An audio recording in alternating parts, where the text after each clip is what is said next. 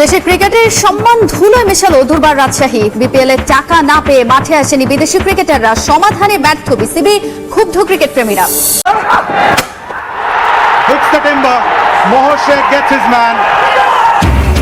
মাঠের বাইরের উত্তাপ ছুঁতে পারেনি রাজশাহীকে। এক ঝাঁক দেশি ক্রিকেটার নিয়ে রংপুরকে গুড়িয়ে দিল তাসকিন বাহিরে। 2 রানের জয় টেবিলের লড়াইয়ে পদ্মাপাড়ের দল। দিনের শুরুর ম্যাচে সিলেটকে হারিয়ে প্লে অফের পথে এগিয়ে ফরচুন বরিশাল। আসর থেকে ছিটকে গিয়ে ক্রিকেটারদের দায় দিলেন স্ট্রাইকার্স ম্যানেজমেন্ট। টেস্ট ক্রিকেট নিয়ে ভারতের পথে হাঁটছে বিসিবি। লিটন সম্পদের ঘরোয়া লিগের লঙ্গার ভার্সনে খেলানোর বিষয়ে কঠোর হচ্ছে বোর্ড, জানালেন নতুন ক্রিকঅপস চেয়ারম্যান। এবং বিপিএল ফুটবলের দ্বিতীয় পর্বের আগে দল গোছানোয় ব্যস্ত ক্লাবগুলো। স্প্যানিশ ফুটবলার আনতে তোড়জোড় মোহামেডানের, আবেদন করলো এএফসি টুর্নামেন্ট খেলতে। দেখছিলেন শিরোনাম। শুরুতেই বিপিএল এর খবর জানাবো। বিপিএল এর পারিশ্রমিক ইস্যুতে দেশের ক্রিকেটের সম্মান ধুলোয় মিশিয়ে দিল দুর্বার রাজশাহী। টাকা না পেয়ে মাঠেই যাননি পদ্মাপাড়ের দলটির বিদেশি ক্রিকেটাররা। দেশি ক্রিকেটারদের নামমাত্র অর্থ দিয়ে ম্যাচ খেলতে রাজি করায় কর্তৃপক্ষ। তবে বিদেশিদের সমস্যা সমাধানের চেষ্টা করেও ব্যর্থ বিসিবি। এ ঘটনায় ক্ষুব্ধ ক্রিকেট প্রেমীরা। দৃষ্টান্তমূলক শাস্তির দাবি সাবেক পরিচালকের। অর্থ নাকি দেশের সম্মান? দুর্বার রাজশাহী কর্তৃপক্ষের কাছে এই প্রশ্নটা এখন সবার। চেষ্টা করে বিসিবিও পারেনি সমস্যা সমাধান করতে। রংপুরের বিপক্ষে ম্যাচের দিন সকাল থেকে আলোচনা, ম্যাচ বয়কট করতে পারেন দুর্বার রাজশাহীর ক্রিকেটাররা। ঘটনা যখন চলে যাচ্ছিল নিয়ন্ত্রণের বাইরে, তখনই বিসিবির চাপে তড়িঘড়ি করে ক্রিকেটারদের কিছু পারিশ্রমিক দিয়ে খেলতে রাজি করানোর চেষ্টা করে ফ্র্যাঞ্চাইজি। পরে অল্প অর্থ পেলেও দেশের সম্মানের কথা চিন্তা করে মাঠে নামতে রাজি হন তাসকিন বিজয়রা। তবে সামাজিক যোগাযোগ মাধ্যমে বিজয়ের পোস্টের ক্যাপশন দেখি বোঝা গেছে কতটা কষ্ট করে অর্থ পেয়েছেন তারা।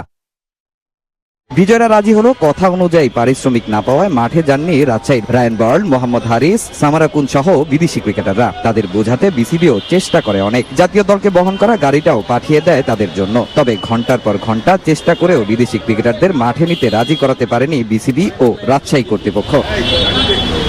এমন ঘটনা স্বাভাবিকভাবেই প্রশ্নবিদ্ধ করছে বিপিএলকে। বিশ্বের বুকে দেশের নামটাকেও কলঙ্কিত করছে পদ্মাপাড়ের দলটা। তাই ক্ষুব্ধ ক্রিকেট প্রেমীরা। ভবিষ্যতে বিপিএল এ বিদেশি প্লেয়াররা যারা আসতে চায় বা আসার জন্য প্রস্তুত থাকে, এটা বিপিএল এ অনেক প্রভাব পড়বে। এরকম একটা লজ্জাজনক ঘটনাতে আমরাও আসলে খুব খারাপ, নিজের কাছে খারাপ লাগতেছে। এই ধরনের ফ্র্যাঞ্চাইজি বয়কট করা উচিত। এই ধরনের ফ্র্যাঞ্চাইজি যাতে আর নেক্সট টাইমে কোনো আয়োজনে না আসে, আমরা সেই দাবি জানাবো। অনাকাঙ্ক্ষিত এই ঘটনার পর ভবিষ্যতে বিদেশি ক্রিকেটারদের বিপিএল এ আসা নিয়ে জেগেছে শঙ্কা। তাই রাজশাহী কর্তৃপক্ষকে কঠোর শাস্তি দেওয়ার পক্ষে সাবেক পরিচালক, যা শিক্ষা হয়ে থাকবে অন্য ফ্র্যাঞ্চাইজির জন্য। ব্যর্থতার দায় বিসিবিকে দিতে হবে। শাস্তির যেসব বিধান আছে তা পরিপূর্ণভাবে 100% অ্যাপ্লাই করতে হবে। যদি থাকে যে ফ্র্যাঞ্চাইজিকে জরিমানা করা, একটা বড় অঙ্কের জরিমানা করা, তাকে আর আজীবনের জন্য ফ্র্যাঞ্চাইজি দিতে না দেওয়া, এরকম অনেক কিছু থাকতে পারে। যাই থাকুক, সেটা সম্পূর্ণভাবে দুর্বার রাজশাহীর ফ্র্যাঞ্চাইজির বিরুদ্ধে সেটা অ্যাপ্লাই করা উচিত এবং আইনগত ব্যবস্থা নেওয়া উচিত। একদম সুন্দর করে কন্ট্রাক্টে লেআউট করা আছে, এটার আপনারা দেখবেন অ্যাকশন। এটা হতে পারে, দিস ইজ আনএক্সেপ্টেবল। টুর্নামেন্টের বৃহত্তর স্বার্থে আমরা অনেক কিছু একসেপ্ট করে, স্যাক্রিফাইস করে একসেপ্ট করে নিয়েছি, but it is not acceptable. BPL এর নীতিমালা বলছে টুর্নামেন্ট শুরুর আগেই প্রতিটা ফ্র্যাঞ্চাইজিকে জমা রাখতে হবে ব্যাংক গ্যারান্টি। সেই নীতিমালাটা মানলে হয়তো এমন দিন দেখতে হতো না বিসিবিকে। মাঠের বাইরের উত্তাপ 22 গজে আসতে দেননি তাসকিন আহমেদরা। 11 জন দেশি ক্রিকেটার নিয়ে রংপুর রাইডার্সকে দ্বিতীয় পরাজয়ের স্বাদ দিয়েছে দুর্বার রাজশাহী। 119 রানের ছোট পুঁজি নিয়েই তারা গুড়িয়ে দেয় মিকি আর্থারের দলকে। 2 রানে শ্বাসরুদ্ধকর এক জয় পায় রাজশাহী ফ্র্যাঞ্চাইজি। সুখকর হলো না বিপিএল এর ঢাকায় ফেরা। শেষ 10 ম্যাচের জন্য টুর্নামেন্ট যখন রাজধানীতে, তখন ক্রিকেট পাড়া উত্তপ্ত নানা নেতিবাচক খবরে। যার মাঝে সবচেয়ে বড় হয়তো রাজশাহীর বিদেশি ক্রিকেটারদের ম্যাচ বয়কট। সময় মতো প্রতিশ্রুত পারিশ্রমিক না পেয়ে এই ঘটনা ঘটিয়েছেন তারা। যদিও এর জন্য তাদের দায় কতটা, সে প্রশ্ন থেকেই যায়। তবে মাঠের বাইরের এত আলোচনায় বিদ্ধ দলটা 22 গজে ছিল একেবারে ভাবলেশহীন, যেন কিছুই হয়নি তাদের সঙ্গে। এক ঝাঁক দেশি ক্রিকেটার নিয়েই তারা কাঁপিয়ে দেয় রংপুরের দুর্গ। রাইডারদের উড়িয়ে দেয় নিজেদের নজর কাড়া পারফরমেন্স দিয়ে।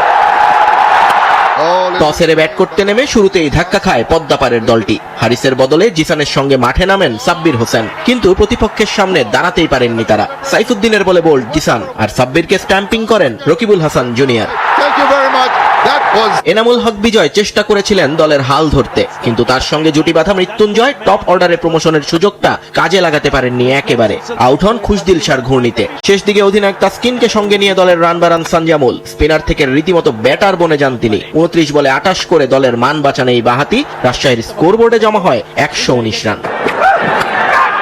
মরা ম্যাচটার মাঝে প্রাণ ফেরান তাসকিন। প্রথম ওভারেই তুলে নেন প্রতিপক্ষের বিদেশি রিক্রুট স্টিভেন টেইলরকে। আকবরের হাতে ক্যাচ দিয়ে ফিরে যান রাইডার ব্যাটার। আরেক পাশে মৃত্যুঞ্জয় কম ছিলেন না, সাইফকে ফেরান রানের খাতা খোলার আগেই।